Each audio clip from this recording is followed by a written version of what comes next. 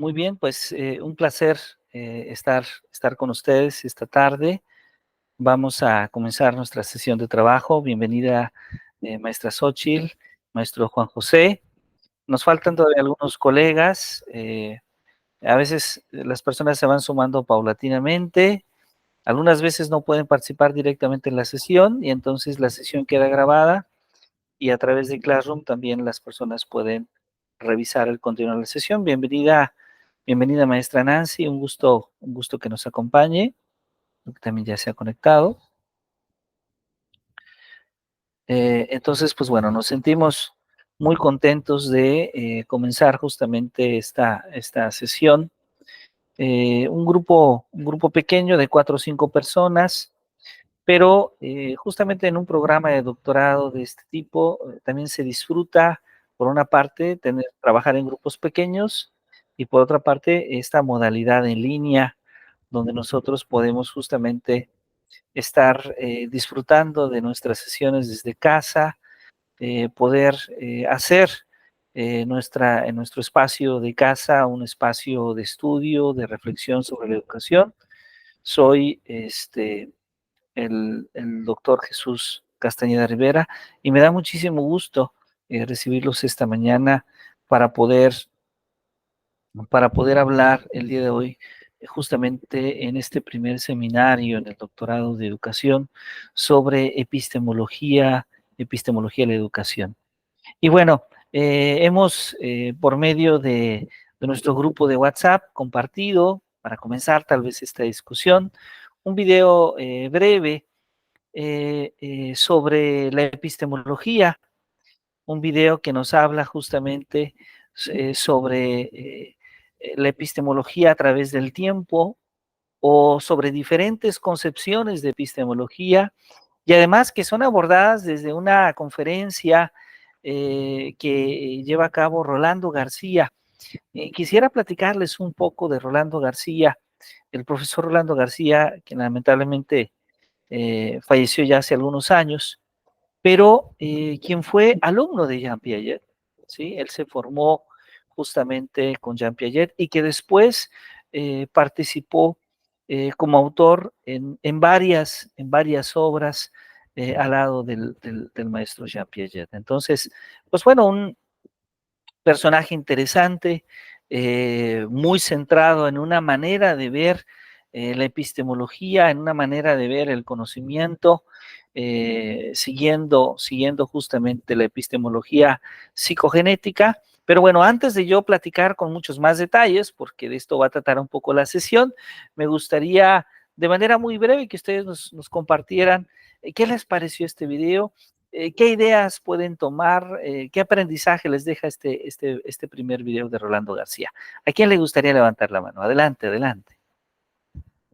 Licenciada Xóchitl, maestra Xóchitl, adelante, por favor, si es tan amable. Hola, buenos días. Pues bueno, lo vi honestamente de manera rápida, sin embargo hay muchas ideas mientras realizaba otras actividades, estuvimos escuchando y retomé algunas ideas. Dentro de este video habla pues obviamente de la teoría empirista y hace referencia a que todo conocimiento surge a partir de la experiencia y que todo aquello que no es comprobable en esta teoría pues no formaría parte del conocimiento, ¿no? Hacía la referencia a que cuando hay una falla de que del empirismo o de esta teoría empirista, pues se retrocede a lo que es, no retrocede, sino retoman lo que es la filosofía. A partir de esta teoría o teoría empirista, se hace una concepción del conocimiento como un todo continuo. Eso me llamó mucho la atención y que para esta teoría, todo el desarrollo humano se plantea desde la experiencia, por lo tanto, es empirismo o la teoría del conocimiento y la epistemología resultan como, o los llama como un sinónimo, porque, insisto, caen en el todo continuo. Bueno, hablaba también parte de lo que era la estructuración de la experiencia y las raíces, también hacía referencia, lo mencionó usted al inicio, del conocimiento a partir de sus raíces biológicas. Me pareció un video pues muy digerible, le decía honestamente, estaba realizando alguna actividad y estaba escuchando, entonces creo que pues es relevante el documento, el video que nos ha compartido. Muchas gracias, maestra Xochitl, gracias por su análisis. Y claro, la visión justamente de Rolando García es una visión que probablemente se ubica en una epistemología específica, en una manera específica de ver el conocimiento. Vamos a ver más adelante que hay toda una clasificación de estas epistemologías y que muy especialmente la educación, podríamos decir que hay una conexión natural que se da entre las teorías educativas y la epistemología como un campo de la filosofía, la epistemología que nos ayuda a comprender cómo es que la educación construye el conocimiento educativo, es decir, de dónde nosotros podemos decir que algo es conocimiento educativo, pero además, no solo eso, no solamente habla del origen del conocimiento educativo, sino que también nos habla de los procesos en los que se construye el mismo conocimiento y que se valida el conocimiento. Aquí vamos a observar que hay muchas epistemologías. Va a haber epistemologías de corte científico, es decir, epistemologías donde su preocupación es que ese tipo de conocimiento que estamos construyendo es un conocimiento científico, pero también hay otras epistemologías más abiertas que no tienen necesariamente interés en construir un conocimiento científico y que ven tal vez a la educación desde una perspectiva mucho más plural, mucho más inclusiva, adquieren esta posibilidad de incluir más expresiones del pensamiento, más expresiones del saber, pero la consecuencia de adquirir más expresiones del saber es el tener menos posibilidad de garantizar la verdad, la consistencia, la validez de su conocimiento. Maestra Nancy, maestro Juan, ¿les gustaría participar? ¿Quién levanta la mano? Adelante, adelante, maestro Juan José, por favor. Buenos días a todos. Pues a mí me gustó la forma en la que va presentando cómo avanza esta forma de conocer. O sea, cómo esta forma de conocer se va encontrando con diversos obstáculos acerca de los cuales tiene que enfrentar para poder conocer el objeto de estudio. Y pues desde que nos habla de objetos, por ejemplo, como lo que plantea Aristóteles, ¿no? Hasta cuando nos habla se me quedó una cosa que decía que si uniéramos todas las partículas, que si no hubiera espacio entre las partículas de los objetos, estos tendría una dimensión muy pequeña. Y entonces decía que los objetos, precisamente hablando del empirismo, probablemente no podrían ser lo que percibimos con nuestros sentidos en las representaciones de la realidad. Y se me hace pues una descripción muy buena, muy bonita acerca pues de aquellos obstáculos que ha tenido que enfrentar la epistemología, y precisamente pues se me hace que es una de las razones tal vez por las que la epistemología sí tiene un corte científico, ¿no? O sea, porque va avanzando y va enfrentándose a retos y va tratando de contestar estos retos. Eso sería lo que me gustó a mí del video. Muy bien, muy interesante. Es decir, ahí podemos ver cómo la epistemología, justamente como campo de conocimiento, ¿sí? Se enfrenta a retos y es un campo de conocimiento en evolución. Si seguimos esta perspectiva de la propia evolución que sigue como campo de conocimiento, podríamos tomar un criterio que escribió, por cierto, un filósofo y además físico, un científico muy conocido en América Latina, Mario Bunge. Mario Bunge, que si recordamos escribió aquel libro sobre historia de las revoluciones científicas, un libro muy interesante, entre otros textos que ha escrito. Y ahí Mario Bunge hace un análisis en este texto sobre cuáles son las características que tiene la ciencia. Una de las características del conocimiento científico es justamente el debate, la discusión, la controversia. Si hay debate en la teoría que estamos investigando, si hay debate en el campo de conocimiento al que estamos justamente participando, esto todavía no significa que sea ciencia, pero ya cumple al menos un requisito de que ese campo de conocimiento puede ser ciencia. Si no hay debate, si desde el inicio lo asumimos como un conjunto de reglas, de hechos o de postulados, de premisas que tenemos que asumir como verdad, pues desde luego nos estamos alejando del conocimiento científico. Lo natural es que siempre sea un encuentro en el debate, en la argumentación. Muchas gracias, maestro Juan José. Maestra Nancy, adelante si gusta compartirnos sus opiniones sobre este primer video. Yo también tenía más o menos una reflexión similar a la que hace el maestro Juan José y usted, doctor, sobre la evolución que sigue la epistemología. Me parece muy interesante cómo la historia de la epistemología, que es la historia, parte de la historia de la filosofía, nos habla de esa evolución también del pensamiento, de una idea más primitiva que comienza evolucionando para llegar a la verdad, y cómo la misma historia de la epistemología representa para mí una historia del pensamiento humano y de la evolución, al grado de que después de la Edad Media pues ya se puede apreciar una gran complejidad de la misma disciplina que nos lleva a estas nuevas vertientes sobre lo que es epistemología, precisamente, que ya involucran más aspectos interculturales, mucho más allá del método rígido de Descartes sobre lo que es ciencia. Muy bien, muy bien. Da muchísimo gusto escucharlos, saber que todos pudieron ver este video. Algunos de nuestros compañeros ya me avisaron que no van a poder acompañarnos en esta sesión virtual, pero vamos a dejar esta grabación para que después puedan compartir de manera escrita a través de Classroom sus propias reflexiones de este primer video de Rolando García. Pues bueno, quisiera puntualizar dos aspectos para nuestra sesión. La primera es que nuestro tópico va a ser epistemología de la educación. ¿Sí? Es decir, no vamos a hablar de toda la epistemología porque la epistemología es un campo muy amplio. Podríamos dedicarnos toda nuestra vida a estudiar epistemología y no vamos a terminar, no va a alcanzar nuestra vida, es un campo muy amplio.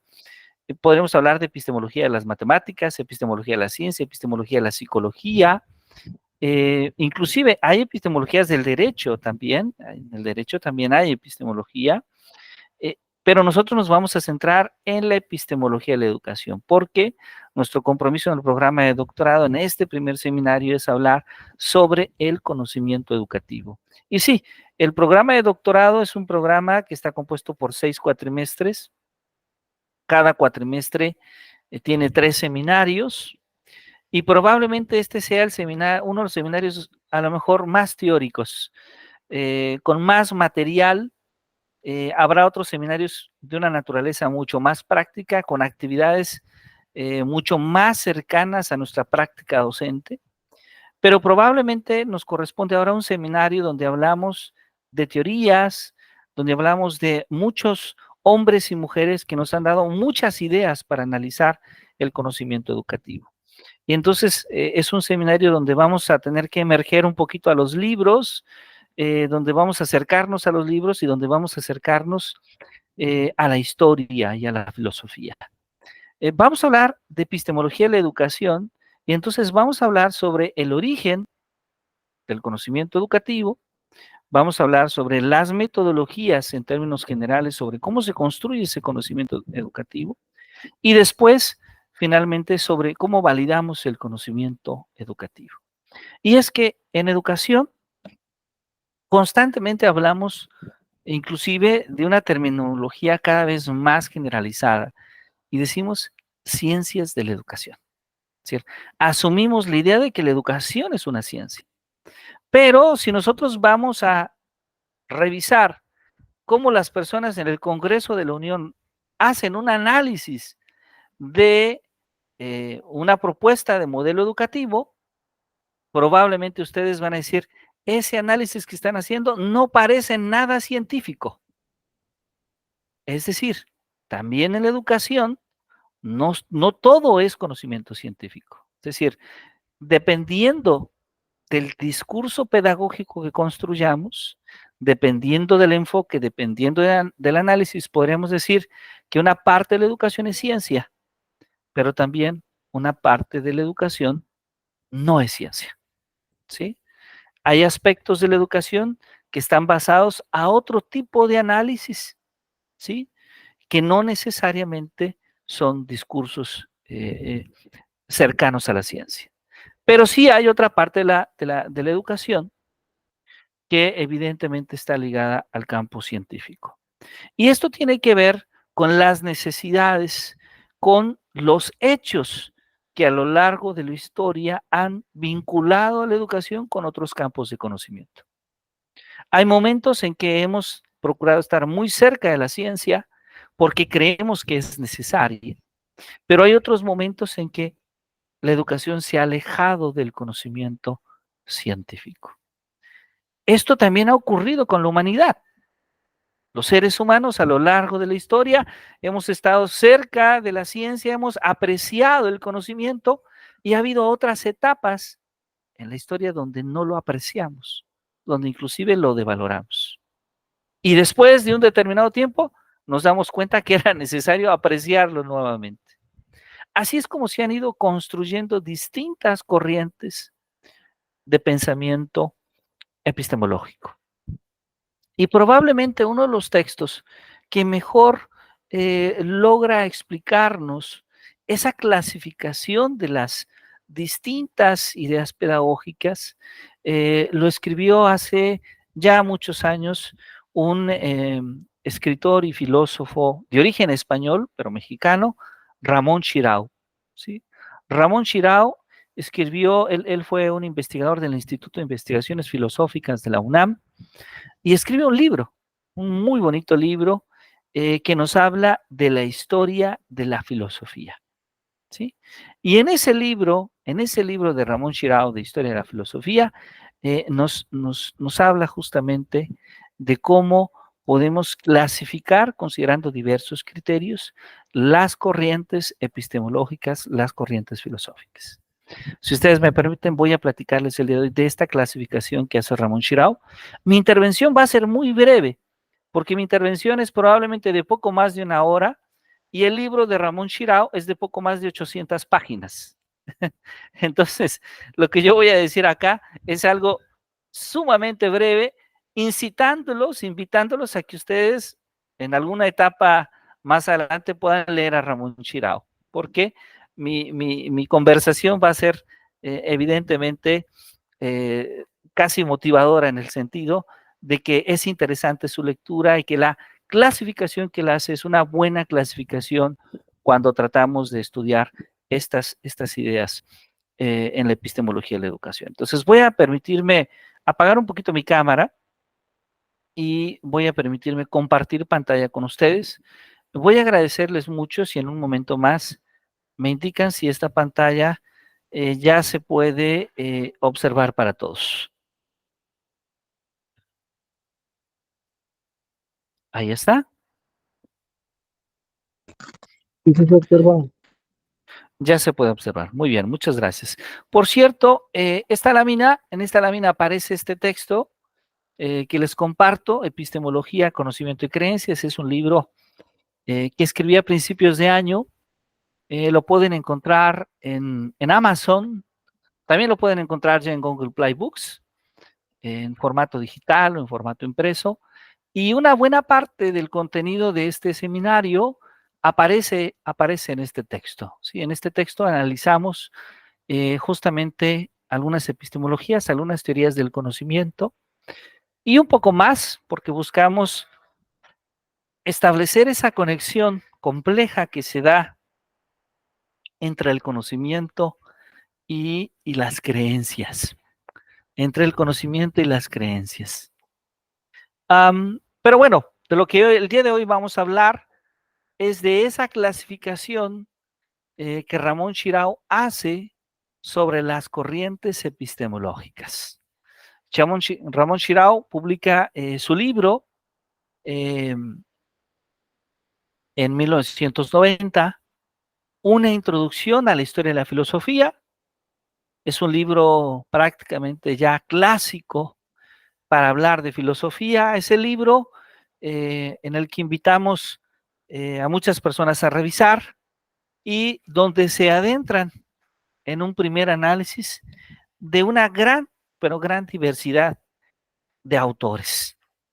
No es un libro, podríamos decir que es un libro del tipo enciclopédico porque abarca varios autores, pero es un libro que nos da las ideas esenciales de cada uno de ellos. Ramón Xirau, después, en los años 90, cuando publica esta obra, hace un análisis de la filosofía o de las corrientes filosóficas y epistemológicas, más o menos hasta los años 60, y lamentablemente no hay otro libro de este estilo que continúe con el análisis de estas corrientes de los años 60 hacia adelante. Es decir, para revisar las corrientes epistemológicas más contemporáneas, necesitamos revisar muchos más textos. No contamos con un compendio como el que Xirau nos regaló con su escritura. Ramón Xirau entonces nos comenta que podríamos clasificar las corrientes epistemológicas en primera instancia por el origen de sus ideas, es decir, por cómo las ideas nacen.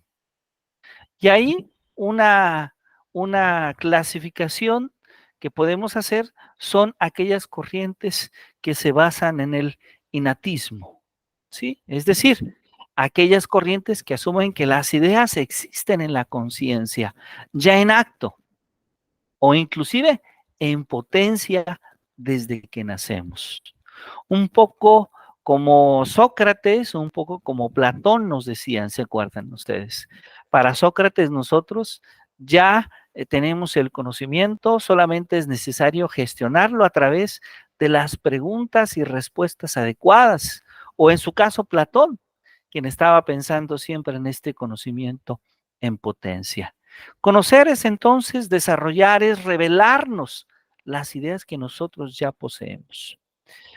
Esto lo podemos ver en diversos autores, en las obras de Sócrates, las obras de Platón, en las memorias de San Agustín, pero también en el realismo, en los universales de la Edad Media como San Anselmo o San Buenaventura. También inclusive podemos observarlo en cierto tipo de racionalismo moderno, como en la obra de Descartes, de Baruch Spinoza o de William Gotthold Leibniz. Esta es una manera de clasificar, desde luego, considerando el origen de sus ideas. Pero también tenemos, así como hablamos de los finalistas, también podemos hablar de los empiristas. Tenemos al empirismo. Ese empirismo que asume la idea de que el espíritu es como una especie de tabula rasa, cuyas ideas proceden de la experiencia sensible y que dependen además de esa experiencia. Es decir, que el ser humano va conociendo a través de esa interacción que tiene con el medio exterior y que es finalmente el medio exterior quien le da los saberes, los conocimientos al ser humano a través de esa interacción. Así lo podemos ver en las obras de Protágoras, de Epicuro, desde la época griega hasta el medievo o hasta los empiristas ingleses citados como Francis Bacon, como Berkeley, como David Hume, o inclusive hasta los empiristas más radicales o pragmatistas como Charles Peirce, como James y como John Dewey. Observemos cómo entonces, cuando pensamos desde el origen de sus ideas, podemos clasificar estas corrientes epistemológicas en diferentes momentos de la historia. Es decir, no estamos hablando de una etapa histórica exclusiva en el medievo o en la época griega o en el siglo XVIII en la actualidad, sino que podemos ver cómo distintos autores en diferentes momentos son atraídos, son interesados a través de esta clasificación. También tenemos quienes forman parte de una visión del criticismo. Este criticismo en la cual aparece la filosofía de Immanuel Kant, en cuanto a que él declara el problema del origen de las ideas. Y para él el problema del origen de las ideas es algo indemostrable. Es algo indemostrable. No podemos saber de dónde provienen las ideas. Lo que sí podemos saber es el valor de las ideas, y ese valor de las ideas no se da a partir de su origen, sino más bien a partir de su análisis, una vez que éstas ya están en nuestra conciencia. Este es justamente el criticismo. Es decir, el criticismo ataca esta idea justamente de clasificar las corrientes epistemológicas considerando el origen de sus ideas. Y también tenemos el realismo moderado. Ese realismo moderado del que podemos decir que las ideas proceden de la experiencia. Sí proceden de la experiencia, pero no tienen un valor, perdón, proceden de la experiencia, pero tienen un valor universal, ¿sí? Esta visión realista de que las ideas provienen de la realidad y que el mundo que nosotros observamos es la realidad misma, ¿sí? Es decir, nuestras ideas se forman a través de la realidad que observamos. No es la realidad la que se modela a través de las ideas, sino las ideas con respecto a la realidad. Y esto aparece en las obras de Aristóteles y desde luego también en las obras de Santo Tomás de Aquino, ¿sí? Aristóteles en el siglo IV antes de Cristo y Santo Tomás de Aquino en el siglo XVI. Ahora, no es la única manera de clasificar, recordemos, estamos hablando por el origen de sus ideas, pero también podemos hablar a través de los modos de conocimiento, ¿sí? Esta es otra manera de clasificar las corrientes epistemológicas, a través justamente de los modos de conocimiento. Es decir, asumir la idea de que podemos constituir filosofías deductivas. Miren, qué interesante. Esta es una manera sumamente fuerte cuando hablamos de la construcción de un conocimiento que más adelante se va a convertir en ciencia. La idea de que el conocimiento es deductivo, es decir, un conjunto de premisas, de un conjunto de axiomas, de un conjunto de supuestos, de un conjunto de hechos, nosotros podemos obtener un juicio. Nosotros podemos identificar una conclusión. Nosotros podemos identificar una consecuencia lógica necesaria y suficiente de esas premisas, de esos hechos, de esos supuestos, de esos axiomas. Esta visión de la filosofía deductiva va a ser protagonista ¿de qué? De la ciencia. Va a ser protagonista en la lógica, en las matemáticas, en la física, en la química, en la biología y después en otros campos del conocimiento. Inclusive podríamos hablar que, por ejemplo, en el campo del derecho, la lógica jurídica, el razonamiento que sigue el juez para establecer la consecuencia lógica en un juicio, sugiere basarse en premisas y evidencias. Y ahí encontramos nuevamente un razonamiento deductivo. La educación también, en una buena parte, se puede basar en este tipo de razonamiento deductivo. También hay teorías educativas, hay afirmaciones que surgen desde las teorías del aprendizaje, desde las neurociencias, con implicaciones sumamente importantes para los procesos de enseñanza-aprendizaje que provienen de este tipo de modo de conocimiento, desde la filosofía deductiva. ¿Dónde podemos ver esta filosofía deductiva? La podemos ver en Platón, la podemos ver en Aristóteles, en Descartes, en Baruch Spinoza, en Leibniz, en Hegel,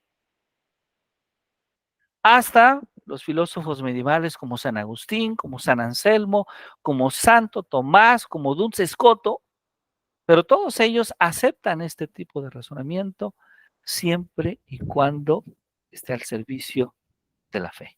Estos últimos, sobre todo, San Agustín, San Anselmo, Santo Tomás y Duns Scoto. Ahora, esta es una vertiente, pero también tenemos las filosofías inductivas. Aquellas filosofías empiristas que sostienen que el conocimiento científico es inductivo.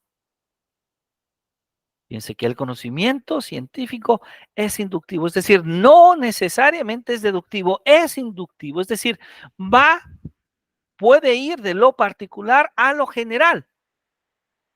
Hay afirmaciones en el campo de la educación que van de lo particular a lo general.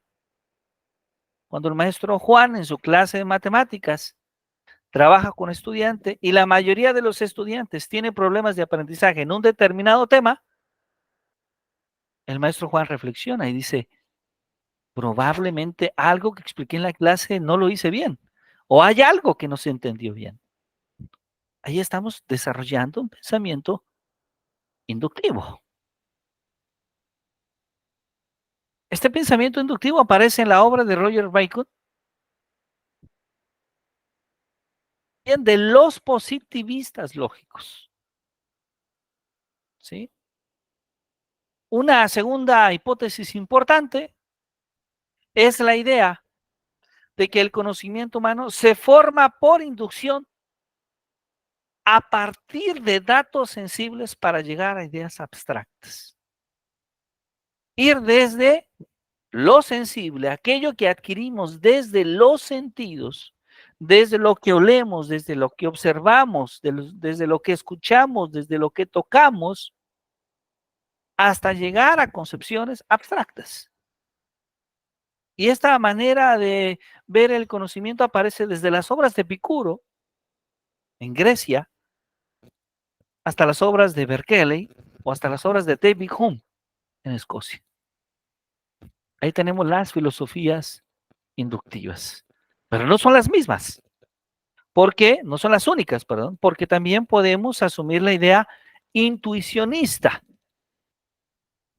¿Cuál es esa idea intuicionista?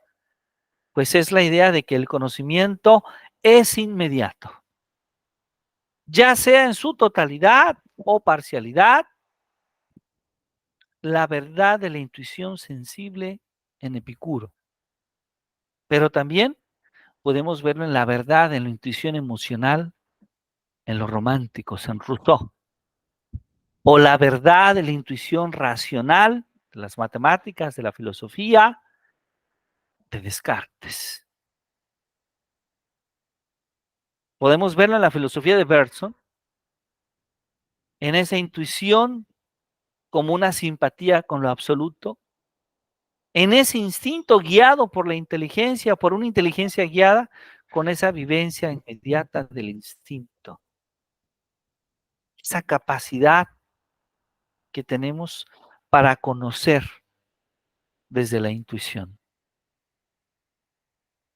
Y claro, este intuicionismo que no es bien visto por todos, es criticado por otros más, no es la única manera de ver el conocimiento como modo de conocimiento. También tenemos el misticismo. El misticismo que tiene que ver con esa forma religiosa del conocimiento de Dios. ¿Sí? Esa visión que desarrolla Plotino, donde el conocimiento de Dios se va formando por grados ascéticos de la renuncia que lleva al cuerpo hasta una fusión impersonal con la divinidad. Es decir, Dios está en nosotros. Dios está en nosotros. El conocimiento viene de Dios y Dios está en nosotros porque somos sus hijos y entonces nosotros tenemos el conocimiento de Dios. Pero también está el misticismo cristiano que dice, sí, nosotros somos hijos de Dios, Dios tiene el conocimiento, pero nosotros no tenemos el conocimiento de Dios porque el conocimiento lo tiene Dios.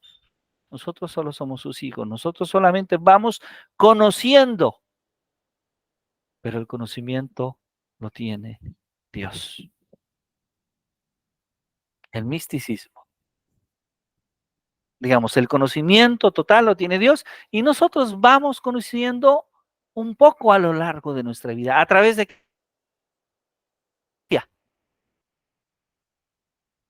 lo que Dios nos permite conocer, a través del misterio de Dios que nos permite conocer.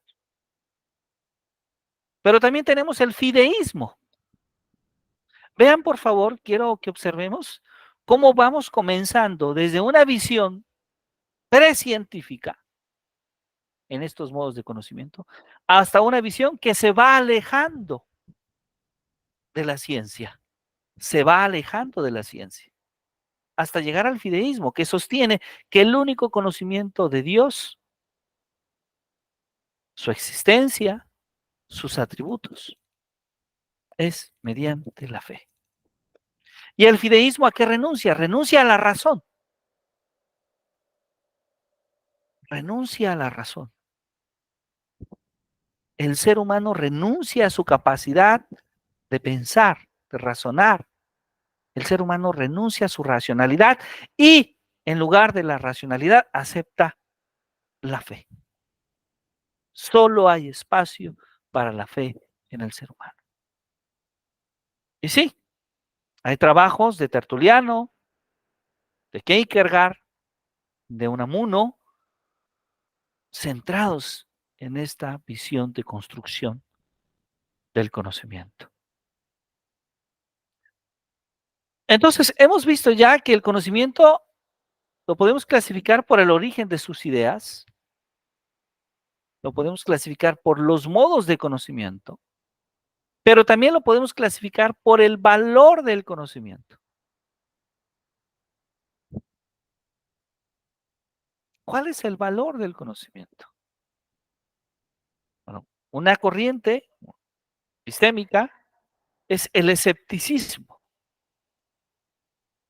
Ese escepticismo que considera que el conocimiento es imposible. Es imposible conocer. El conocimiento no es accesible al ser humano. Entonces renuncia al juicio, renuncia a pronunciar sobre el juicio. El escepticismo puede darse en muchas maneras, porque hay escepticismo radical y hay algún escepticismo también moderado. Hay algún escepticismo que puede ser retórico o argumentativo, como el de los sofistas. Hay un escepticismo que tiene que ver como inclusive una forma de vivir en la inmovilidad de la conciencia, como aparece en las obras de Pirón, de Nésimo, de Sánchez, de Montaigne. El escepticismo que también puede ser inclusive un modo de renunciar al conocimiento racional para obtener solamente un cierto tipo de conocimiento basado en la fe, es decir, convirtiéndose en un fideísmo. El escepticismo de un modo de pensar que el único conocimiento posible es de orden científico. Entonces, veamos esta parte interesante, cómo el escepticismo aparece en muchos momentos. Si solamente creo en la fe, si solamente creo en la religión y no acepto otras formas de pensar, de construir el conocimiento, estoy siendo escéptico. Sí, escéptico moderado, desde luego. Si solamente creo en la ciencia y no acepto que otro conocimiento es posible, moderadamente. Pero también está aquel que no cree ni en la fe ni en la ciencia y que cuestiona cualquier tipo de conocimiento. Ahí estamos hablando de un escepticismo radical. Por el valor de conocimiento también tenemos el relativismo. Ese relativismo que lo podemos ver como una doctrina que sostiene que el conocimiento, en primera instancia, es relativo a la persona individual. Es decir, el conocimiento lo tiene la persona. Esto es muy interesante. Einstein tiene un conocimiento sobre la física. Nosotros podemos leer a Einstein, podemos motivarnos en su obra. Posiblemente alguien pudo conocer a Einstein, alguien pudo haber sido hijo de Einstein, pero el conocimiento lo tiene Einstein, no sus hijos, no sus amigos, no sus lectores, no sus admiradores. El conocimiento es relativo a la persona individual. El conocimiento es relativo a la especie humana. ¿Quiénes están interesados en construir el conocimiento? El ser humano, los hombres y las mujeres, el ser humano en lo general.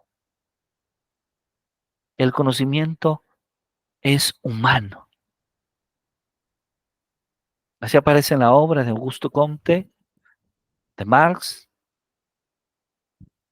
en estas visiones socialistas, en el sociologismo, en el pragmatismo, en el historicismo de Dietling. Pero también el conocimiento es relativo a una conciencia general. Es objetivo y a priori. Es decir, como sociedad, como personas, vamos entendiendo qué es el conocer. Y vamos viendo justamente que como sociedad admitimos ciertas cosas que llamamos conocimiento y ciertas cosas que no. Y claro, esto, como lo dice Kant, va a depender de qué, de la cultura. Va a depender de la cultura. Muchas personas en la cultura actual, en cierta parte de nuestra población actual, asumen la idea de que informarse a través de los noticieros es tener conocimiento. Y nuevamente, habrá quien cuestione inmediatamente, a lo mejor la maestra Nancy, dice la maestra Nancy, no, porque el noticiario,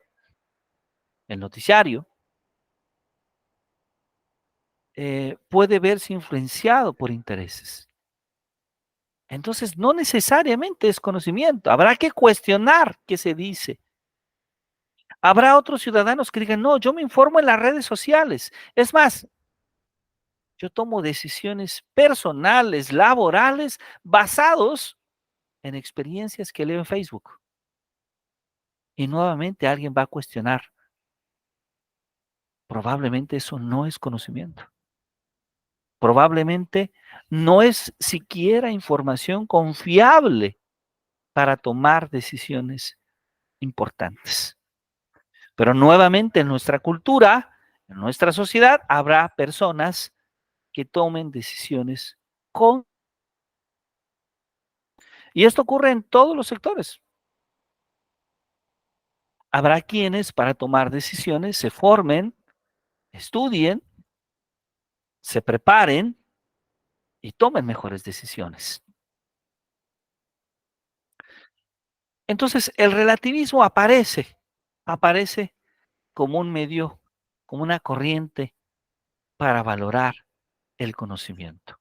Y lo que nosotros entendemos por conocimiento desde una conciencia generalizada es aquel conocimiento que es aceptado en la cultura y que después, en lo general es aceptado en la cultura, en lo general es aceptado en la sociedad, pero que después es aceptado en las sociedades especializadas. ¿Sí? en las sociedades especializadas. Ustedes están iniciando un proceso para formar parte de una sociedad especializada. Una sociedad, una pequeña, muy pequeña sociedad en nuestro país, ¿sí? Menor a 50,000 personas en más de 120 millones de habitantes. Y tiene estudios de doctorado. Y que además es menor a 5,000 personas que tienen estudios de doctorado en el campo de la educación. Esa es una microsociedad. Esa es una microsociedad. Y ahí hay cierta conciencia de lo que significa conocer sobre educación. Entonces, ahí aparece el relativismo. Ahí aparece el relativismo. Para la mayoría de los doctores en educación, hay ciertas características que debe de reunir la persona para poder presuponer que conoce ciertas teorías educativas en esa microsociedad. Inclusive, pertenecer a esa microsociedad implica tener un documento que así lo diga y que socialmente sea aceptado. Por eso es que las personas se gradúan y esperan obtener un grado de doctorado con un documento oficial, que es avalado ante una instancia oficial y que tiene validez, y que tiene esa validez ante la sociedad. Entonces, ahí aparece este relativismo al que estamos haciendo, al que estamos mencionando. ¿Alguien puede decir que conoce desde lo individual? Sí. ¿Alguien puede decir que conoce porque es un ser humano? Sí. Es válido. Pero si va a dar clases en la universidad, si dice que hace investigación en la universidad, el primer requisito que aparece en la ley de ciencia y tecnología es que sea doctor o doctora. Entonces, ahí ya hay un límite. ¿A qué te refieres con conocer? Bueno, el sistema dice, hay un sistema de evaluación y ese sistema de evaluación dice, si eres doctora o doctor, puedo escucharte. Puedo asumir la idea de que tienes algún tipo de conocimiento. Pero además, ya dentro de esa microsociedad hay algo otras personas que no solamente tienen un conocimiento profesional o investigativo, sino que además contribuyen a construir nuevo conocimiento.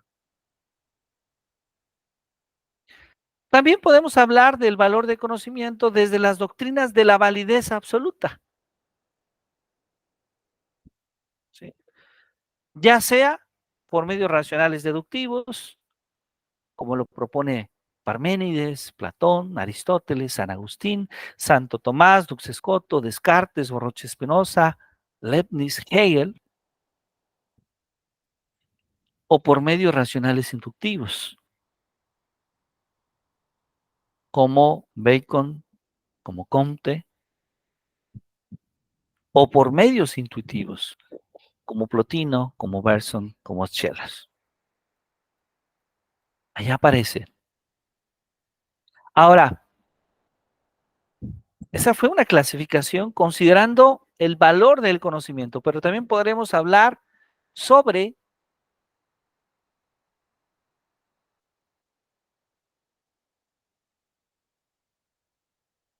las definiciones de verdad.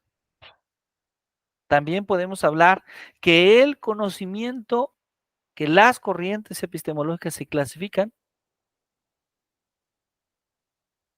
por las definiciones de verdad. Un momentito, por favor, si son tan amables.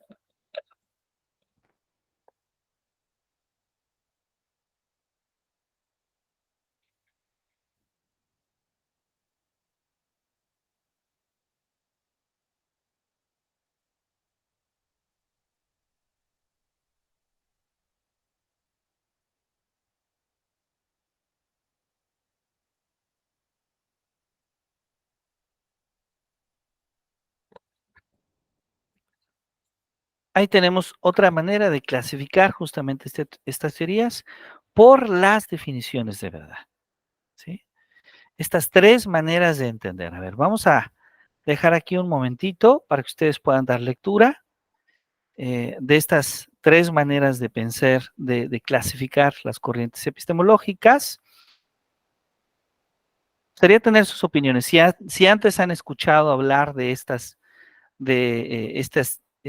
tres tipos de teorías, mientras, si me permiten, voy a aprovechar para servirme una tacita de café y seguir discutiendo con ustedes. Vamos a dar 3 minutitos, por favor, y continuamos. Mientras dejamos esta lámina aquí para todos, hablando de las definiciones de verdad.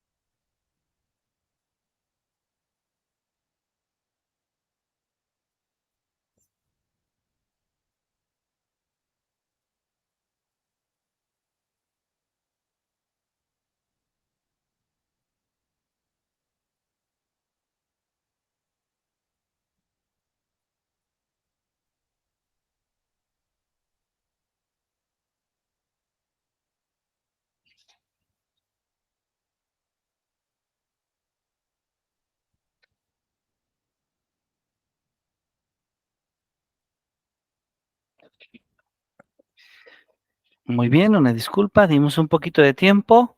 ¿Qué me platican, maestra Xóchitl, maestro Juan, maestra Nancy? ¿Han tenido oportunidad antes de escuchar alguna de estas teorías?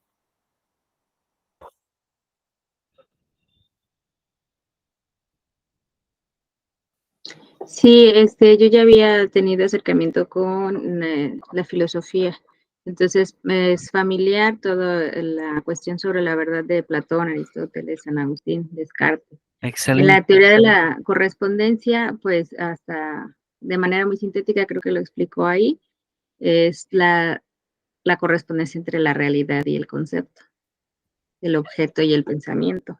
Y Ajá. pues es una división filosófica que va por un lado hacia Platón y el otro hacia Aristóteles, pero más o menos es lo mismo. Y en la coherencia interna del pensamiento, que ya es como más el método que sigue Descartes y Kant, que aplican un método para llegar a la verdad.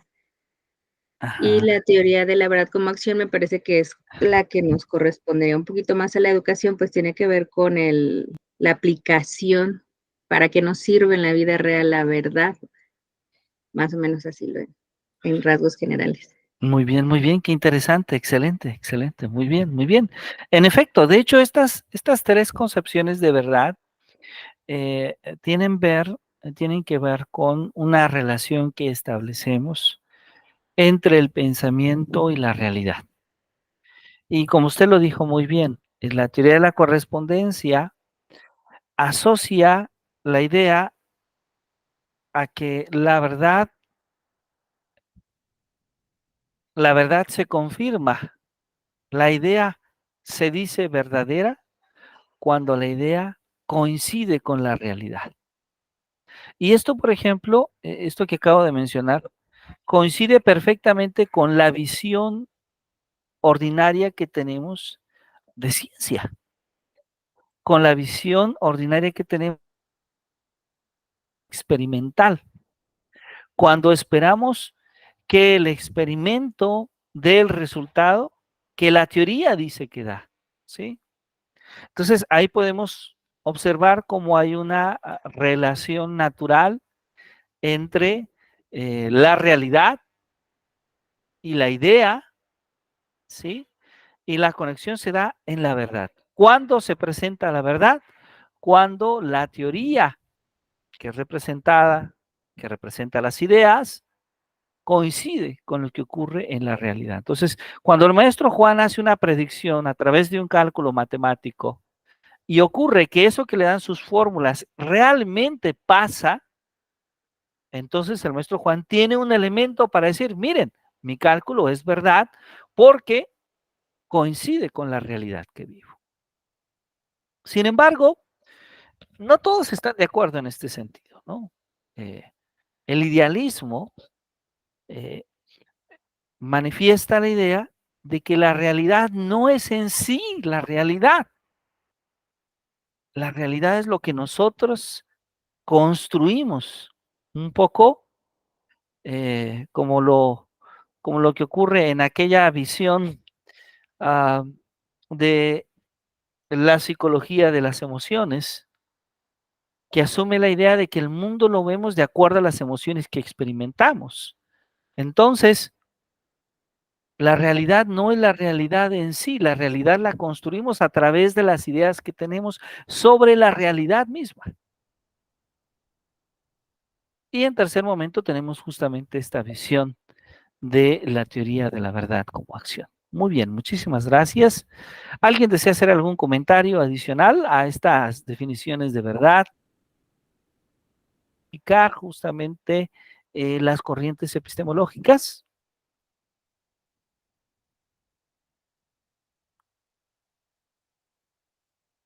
Bien. Bueno, ahora, ¿cuándo conectamos nuestra idea de la epistemología y la ciencia? ¿Cuándo conectamos la idea de la ciencia y la epistemología? Bueno, para muchos asumimos la idea de que hablamos de epistemología desde hace muchísimos siglos. Inclusive, cuando hablamos de epistemología, cuando comenzamos a hablar, nos referimos a autores clásicos, autores desde antes de Cristo, desde las épocas más antiguas del pensamiento humano. Porque desde las épocas antiguas, siempre el ser humano ha tenido dudas, ha tenido preguntas sobre el conocimiento.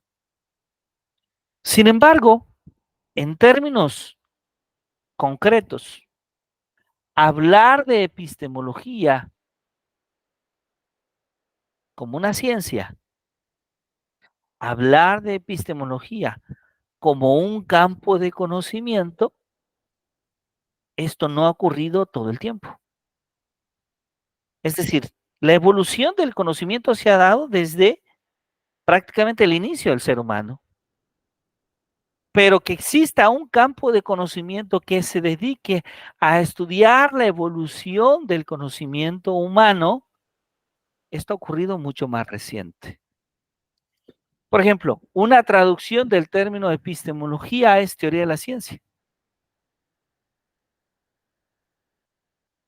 Porque episteme, traducida al latín, significa ciencia. De ahí proviene la palabra ciencia. Entonces, hoy en día hablar de epistemología es hablar de el análisis del conocimiento, de un tipo de conocimiento que pretende ser universal, que utiliza el método científico y que además es el que hacen los científicos. Entonces, en la actualidad hay una separación entre la epistemología y la ciencia. La ciencia es un tipo de epistemología, es un tipo de conocimiento, es un tipo de episteme. Pero la epistemología es un campo de conocimiento más amplio que el de la ciencia, que puede incluir conocimientos que no sean científicos. Entonces, la epistemología puede incluir corrientes, como ya hemos visto en esta clasificación hecha por Ramón Shirao, puede incluir corrientes de conocimiento que no son científicas. Entonces, la epistemología asume la idea de que la ciencia es un conocimiento, pero no agota las posibilidades de conocimiento. Es decir, en epistemología hablamos de ciencia, sí, pero también hablamos de otros tipos de conocimiento. Y sí, el conocimiento que emerge de la física, de la química, de la biología, de las matemáticas, requiere de métodos rigurosos. Entonces, es común que en muchos textos a la epistemología se le llame teoría del conocimiento. ¿Sí? De hecho, podemos encontrar muchos libros de este corte, teoría del conocimiento, que estudia la teoría del conocimiento, el conocimiento en lo general, ahí se incluye el conocimiento científico, pero también otros tipos de conocimiento. Mientras que el conocimiento científico, la manera en la que el conocimiento científico tiene su origen, la manera en que el conocimiento se construye en un conocimiento científico, la manera en la que el conocimiento científico se valida como conocimiento científico, ese es el campo de estudio de la filosofía de la ciencia. Entonces, la teoría del conocimiento consiste en la búsqueda, consiste en identificar los criterios para que un pensamiento, para que una creencia sea conocimiento. Mientras que la filosofía de la ciencia busca establecer criterios para distinguir, para delimitar, para demarcar la ciencia de otros tipos de conocimiento. La teoría del conocimiento, ahí en la teoría del conocimiento, la verdad es un tema importante. De hecho, el que el conocimiento sea verdadero es una condición suficiente para poder decir que sabemos algo. La verdad la asociamos a proposiciones, la asociamos a juicios generalmente y no a cosas. Las cosas no son verdaderas porque las cosas no son conocimiento. De las cosas podemos decir que existen o no existen, pero no podemos decir que son verdaderas o que son falsas. El razonamiento, por otro lado, es válido o inválido, pero no es verdadero y falso, es válido o inválido. Entonces, en la teoría del conocimiento encontramos diversos tipos de verdades. Una verdad que llamamos la verdad epistémica, cuando hablamos justamente del conocimiento o de las proposiciones. Una verdad ontológica, cuando relacionamos todo aquello que es trascendente al ser, con su bondad y con su unidad. Y una verdad lógica, cuando cuestionamos a esa verdad sobre el sistema de creencias o de proposiciones o de premisas que se asumen en nuestro sistema de pensamiento. Entonces, la verdad ontológica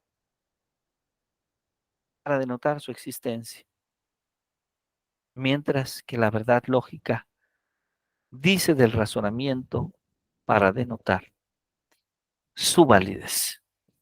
¿Y cuándo decimos que un razonamiento es válido?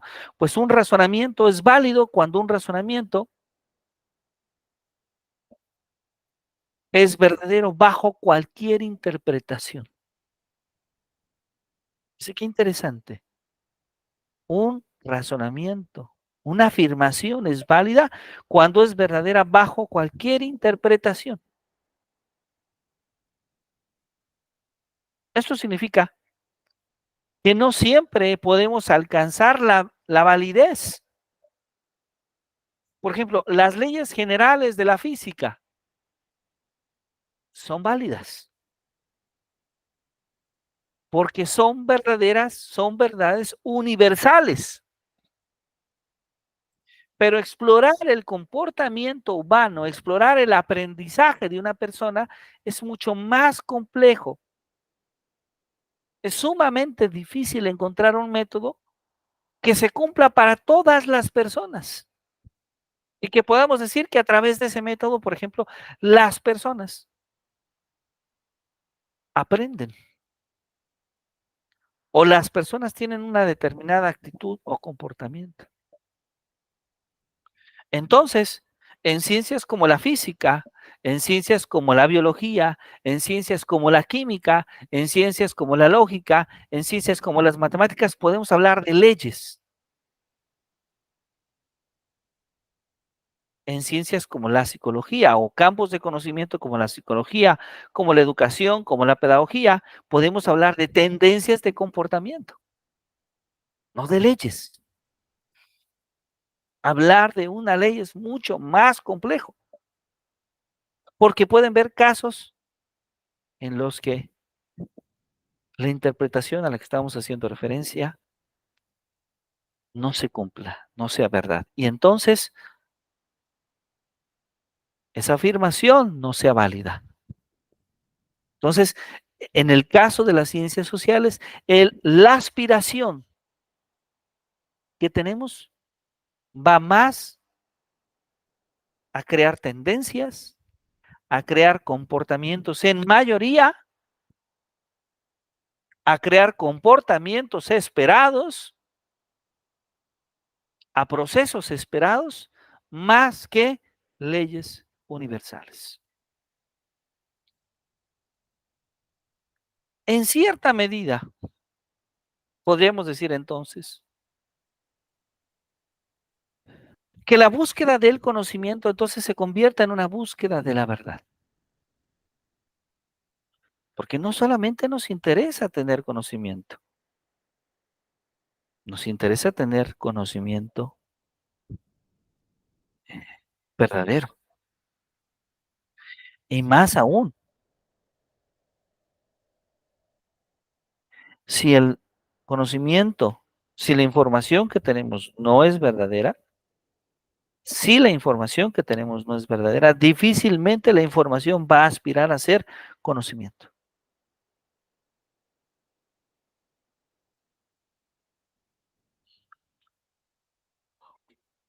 Entonces, preguntarnos, saber que la búsqueda del conocimiento es saber la búsqueda de la verdad, nos hace entonces cuestionarnos sobre qué es la verdad. Para Aristóteles y para Tomás de Aquino, la verdad es rápida. La verdad es la adecuación entre el pensamiento y la realidad. Ahí está la correspondencia. Nuestro pensamiento, cuando conoce, expresa la realidad en sí misma. Se adecua a la realidad. Pero esto tiene un problema. O tal vez no. Puede tener un problema porque entonces el asumir la verdad así asume que la realidad existe por sí misma, independientemente del pensamiento. Y entonces, asumir que la realidad existe por sí misma nos implica comprometernos ¿con quién? Con el realismo. La realidad es independiente de nosotros. Entonces, nuestras ideas, nuestros pensamientos no transforman la realidad existente. La realidad está ahí. Otra idea de ver la realidad aparece en la obra de Alfred Tarski, quien aparece en esta imagen del lado derecho para ustedes. Tarski nos dice que una proposición es verdadera si solamente es correspondiente a los hechos. Esto hace que su teoría no se comprometa con la realidad, sino más bien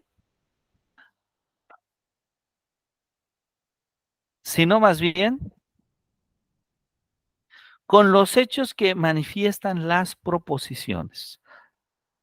Ahora, México también ha tenido grandes filósofos. Tuve la oportunidad, la generosa oportunidad de conocer a don Luis Villoro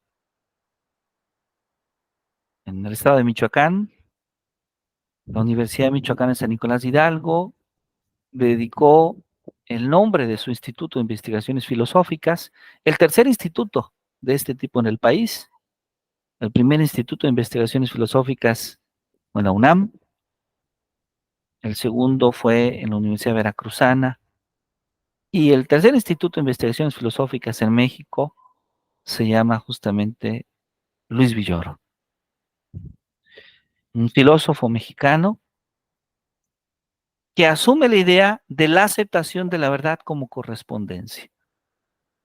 Él afirma que un enunciado es verdadero es afirmar que lo enunciado forma parte del mundo real, independientemente de otros objetos que coincidan en enunciarlo. Ahora, habrá que decir que una cosa es definir la verdad y otra cosa es justificar la verdad, ya que al tener la noción de verdad resulta necesario establecer criterios para justificar que un conocimiento o que una proposición sea verdadera. Y aquí hay dos posturas. Una postura externalista que parte de la intuición de aquello que hace verdadera o falsa una creencia. Debe ser distinto a las creencias mismas. Y una postura internalista que admite que todas nuestras creencias dependen fundamentalmente de las capacidades, de los recursos con que contamos las personas, tanto racionales como sensibles. Observemos que esta segunda postura, esta postura internalista, establece una relación muy estrecha entre la verdad y la justificación. Vamos a ir cerrando con algunas ideas. Y muchas de estas ideas interesantes aparecen con Hilary Putnam, este filósofo estadounidense que se interesó también en el tema de la verdad, pero desde el pragmatismo. Putnam considera entonces que al afirmar que la primera y que la consecuencia más importante de lo que él llama el realismo metafísico es que la verdad sea independiente de nuestra actividad cognoscitiva. Esto significa entonces que la verdad se supone como no epistémica. Entonces, el realismo metafísico parece ser que está en el fondo de esta teoría de la verdad como no adecuación, como adecuación no epistémica. Entonces, por la verdad no se conoce, sino que se descubre. Si hay una sola realidad, entonces hay una sola verdad. Repito, si hay una sola realidad, entonces hay una sola verdad.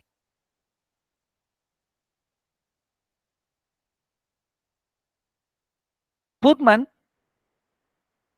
considera que el conocimiento y la verdad dependen de las capacidades y disposiciones humanas para conocer.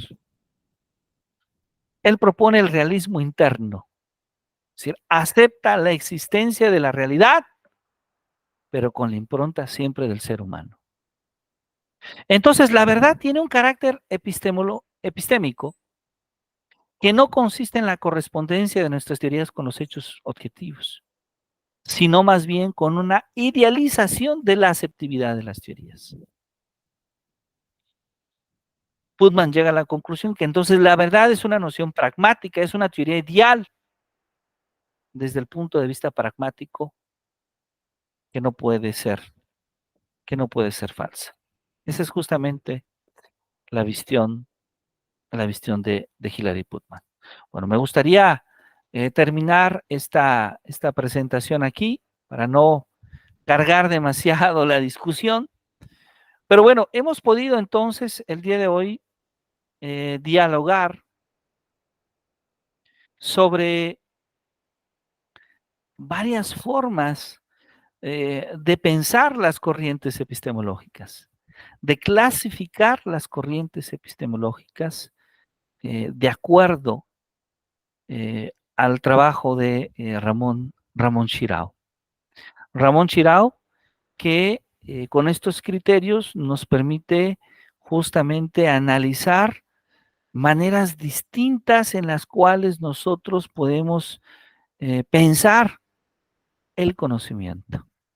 Y claro, la epistemología va a cuestionarse sobre el origen, sobre la construcción, los métodos de construcción del conocimiento, y va a cuestionarse sobre la validez. Y sobre esto último de la validez es que hablábamos justamente de la verdad.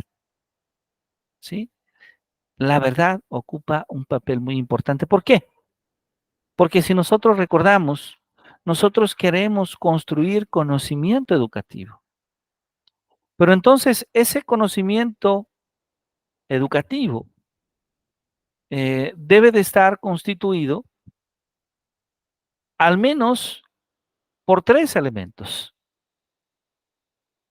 Decir que aquella proposición a la que nos referimos es verdadera. Que hay una creencia de que la proposición se cumple.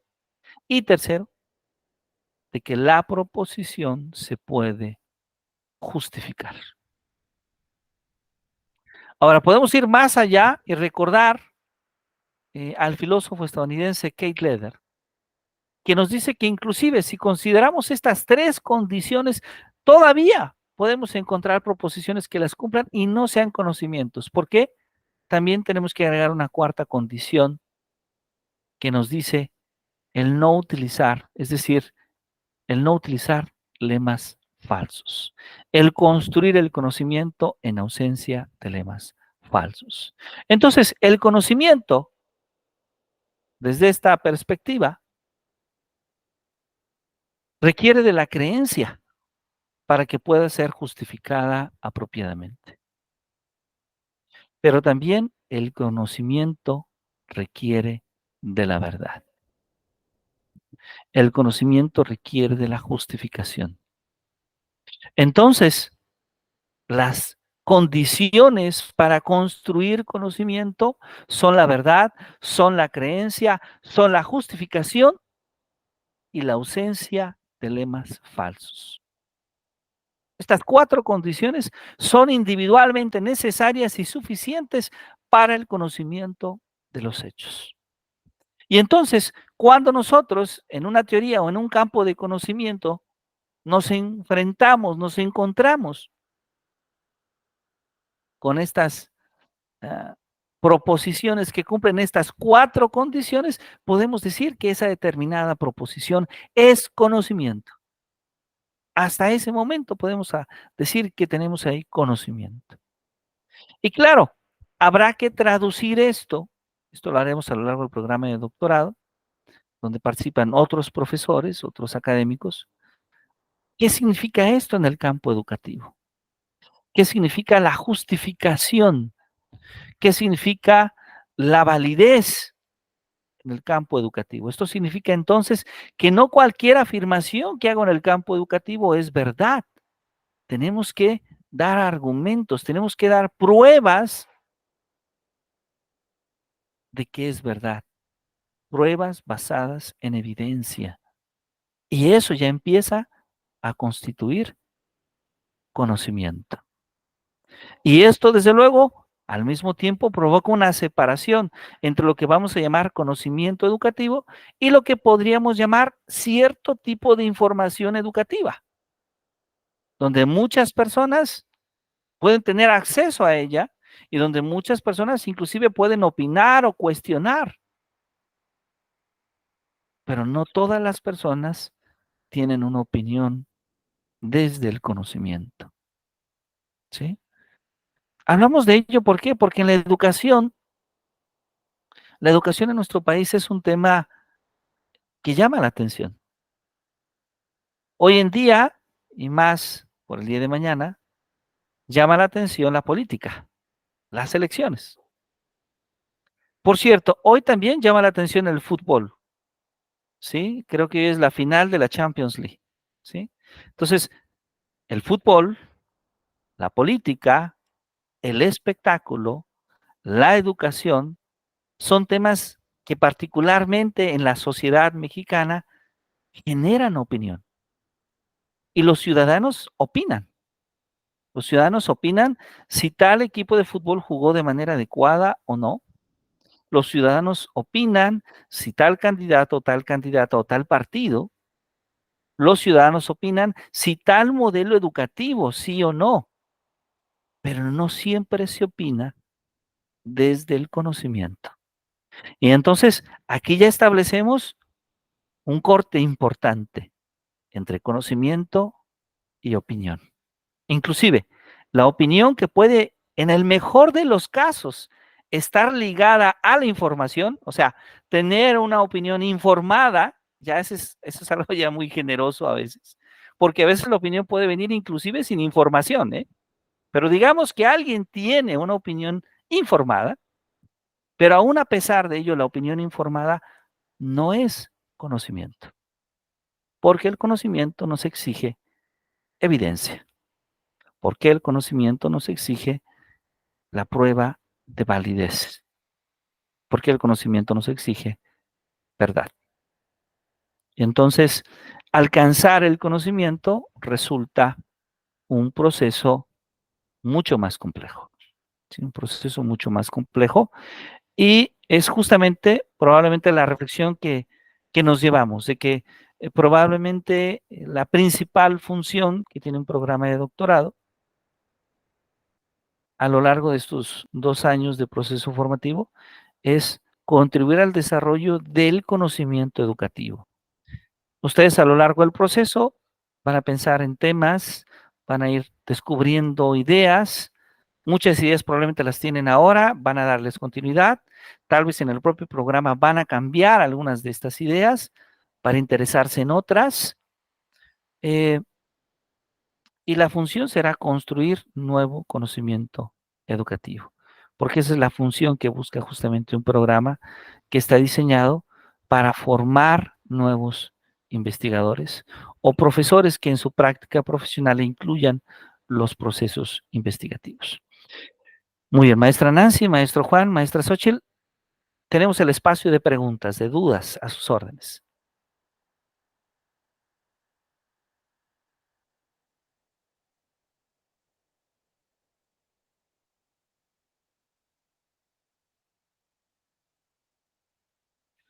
No sé si alguien tenga alguna pregunta, alguna duda. Adelante, maestro Juan, para servirle. Pues yo creo que la misma duda desde hace mucho tiempo, ¿verdad, maestro, doctor Jesús? ¿Cómo validamos por medios inductivos una proposición? En este caso diríamos un estudio de caso en la educación. ¿Cómo validamos un estudio de caso para que pues nos conduzca a conocimiento científico? Claro, bueno, es una pregunta compleja porque depende justamente el estudio de caso que así lo sea. Probablemente los estudios de caso no utilicen mecanismos de demostración inductiva, porque la demostración inductiva lo que busca generalmente es tomar casos particulares para poder llevar a una generalización. Digamos, tendríamos que tener demasiados estudios de caso para poder establecer una generalización. Supongamos que estamos en el salón de clase y empezamos a observar que tenemos un estudiante, otro estudiante, y empezamos a observar problemas de corte emocional, ¿sí? Problemas de depresión, problemas de ansiedad, y entonces, si el número de estudiantes es suficientemente grande, y habrá que aclarar qué significa suficientemente grande, podríamos empezar a decir, bueno, tenemos ya un problema en la comunidad escolar, porque empezamos a detectar un número importante de casos con problemas de gestión emocional. Pero generalmente los estudios de caso son utilizados no para generalizar, sino para mostrar un análisis, ¿sí?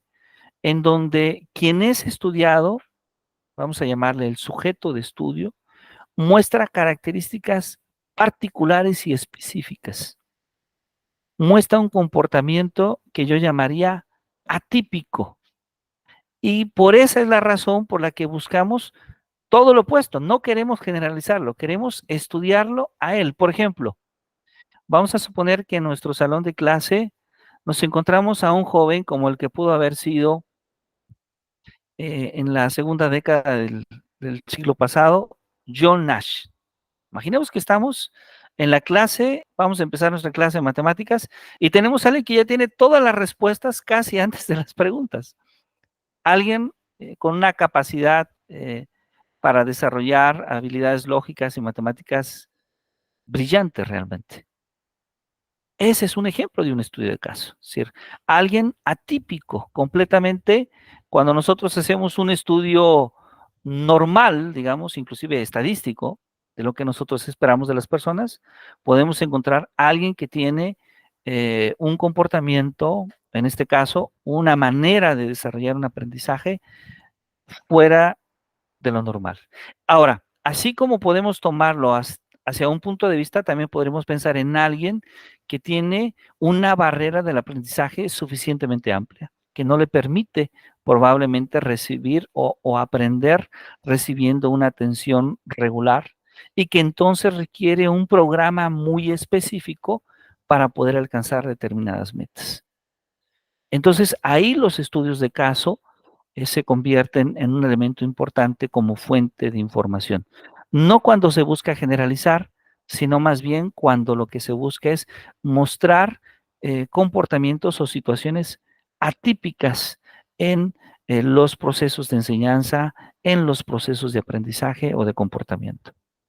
Y los métodos inductivos, haciendo, digamos, aparte, estos métodos serían un poco lo opuesto a los estudios de caso. Es decir, lo que queremos ahí es mostrar que un estudiante tiene determinado tipo de comportamiento, pero no solo uno, sino varios estudiantes para después poder mostrar que cierto subconjunto de todo mi conjunto de estudiantes también tiene ese determinado comportamiento, ¿sí? Podríamos pensar, por ejemplo, en las personas que sufren algún padecimiento derivado del calor, por ejemplo. Un momento, por favor.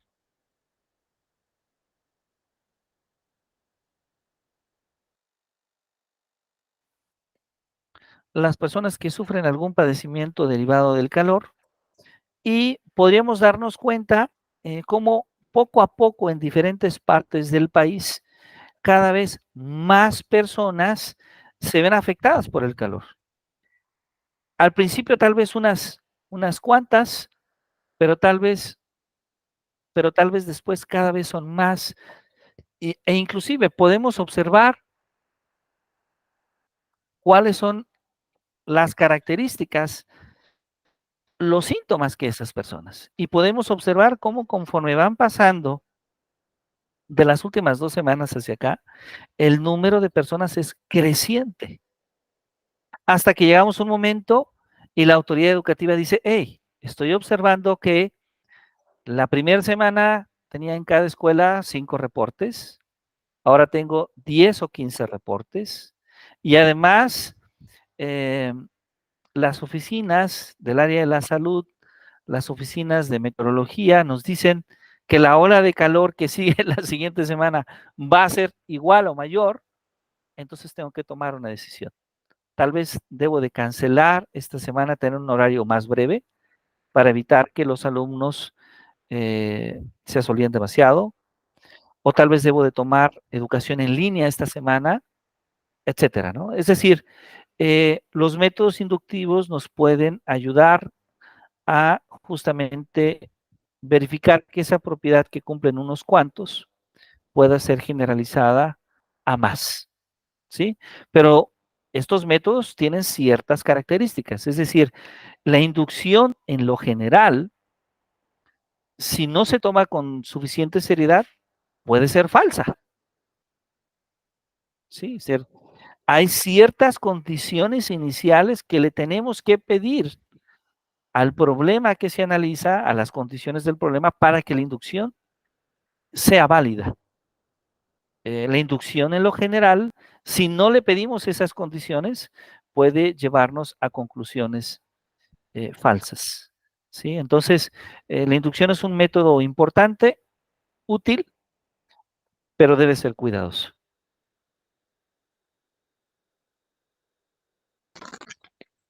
Muchas gracias.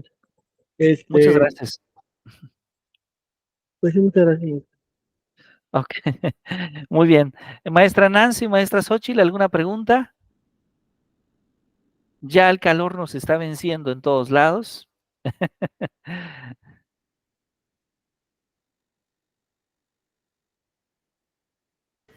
Por parte mía no, doctor. Gracias. Bueno, pues muchas gracias, maestra Nancy. Tampoco todo muy claro, doctor, gracias. Bueno, pues si no hay entonces preguntas, les invito a que nos veamos el próximo sábado en punto de las 12 del día a la misma hora vamos a continuar con nuestra siguiente sesión de epistemología de la educación.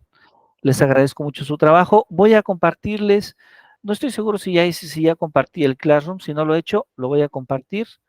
Voy a compartir entonces el link de Classroom. Voy a compartirles también. En Classroom van a aparecer los videos de estas clases grabadas, por si en algún momento no pueden participar o por si desean analizarlo nuevamente. Y ahí en Classroom vamos a subir este fin de semana una actividad de tarea. ¿Sí? Entonces vamos a tener por ahí una actividad de tarea para que todos lo revisemos. No se preocupen, hoy pueden descansar, mañana vayan a votar y después de eso descansen. Pero ya de lunes en adelante, ya habrá por ahí alguna actividad. Nosotros en el programa de doctorado, como Academia de Profesores, procuramos modular las actividades, es decir, siempre hay alguna actividad, pero no demasiadas actividades, porque entendemos que prácticamente todos nuestros estudiantes tienen distintas y múltiples actividades y buscamos que este espacio, más que un espacio de tormento, pues se convierta en un espacio de aprendizaje que podamos disfrutar todos y aprender unos de otros. Así que, pues nuevamente, bienvenidos. Les doy un cordial saludo, que tengan un bonito fin de semana y nos vemos el próximo sábado. Que la pasen muy bien.